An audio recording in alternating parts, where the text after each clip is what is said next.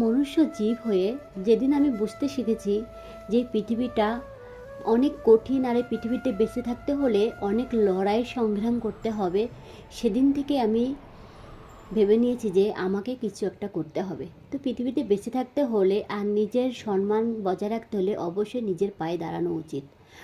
আর এই নিজের পায়ে দাঁড়াতে গিয়ে তোমাকে যদি অনেক ঘাত প্রতিঘাতের সম্মুখীন হতে হয় তো কি হয়েছে, একটু হলামই নেই। কিন্তু তাই বলে বসে থাকা ঠিক না। এই সমাজের শিয়াল কুকুরগুলো তোমার পিছনে ধাক্কা দিবে, বাট এটা নিয়ে যে তুমি ঘরের মধ্যে চুপ করে বসে থাকো তাহলে তোমার লাইফ শেষ। তো আমি বলবো, যারা যারা জীবনে সাকসেস হতে চাও, নিজের পায়ে দাঁড়াতে চাও, তারা অবশ্যই সামনের দিকে এগোতে হবে।